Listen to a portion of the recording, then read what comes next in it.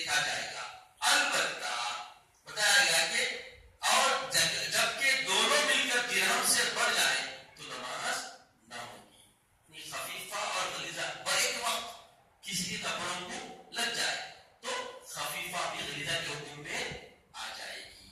اور کیا ہو جائے گا بول رہے یہ دونوں مل کر درہم سے بڑھ جائے تو نماز کی باطل ہو جائے گی, نہیں ہو سکے گی.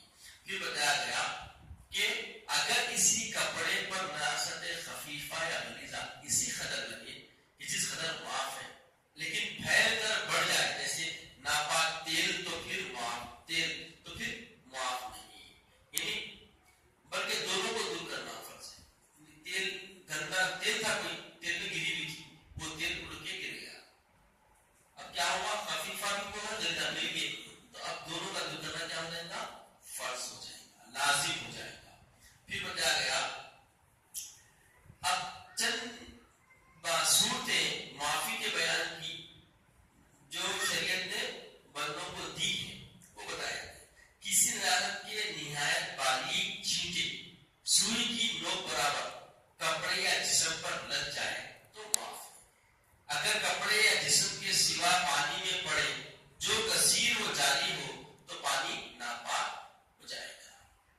مثال کے طور پہ کھڑے رہے پیشاب کر رہے اور پانی جاری پانی اس نہر وغیرہ بہ رہی ہے تو کیا ہوگا, پانی بھی کیا ہو جائے گا, پہ ناپاک ہو جائے گا. کیوں, اس کی وجہ کیا ہے تو بولے کہ یہ کیا ہے, نجاست ہے, وہ غلیظہ ہے, اور ایسی صورت میں کیا ہوگا, وہ پانی بھی ناپاک ہو جائے گا. اور پھر بتایا گیا کہ راستوں کا کیچڑ اور ناپاک پانی معاف ہے بشرطے کہ اس میں نجاست کا اثر معلوم نہ ہو. اب راستے میں اکثر بات ہوتا ہے ایسا, نماز کو آتے رہتے ایک گڑھا بن جاتا, بہتا پانی آگے جمع ہوتا, معلوم یہ پانی کون سا ہے, کیا ہے, اڑ گیا تو کیا ہے, یہ راستے کا کیچڑ اور ناپاک پانی معاف بشرطے کہ اس میں نجاست کا اثر معلوم نہ ہو. دیکھ نہیں ہے تو اگر ہے تو پھر اس کا حکم لگے گا. میت کو نلانے والے پر اس کے پانی کے چھینٹے پڑ جائے معاف ہے. نلانے والا پانی احتیاط سے نلا اور باریک چھینٹے اڑ گئے تو اس کو کیا ہے, معاف ہے.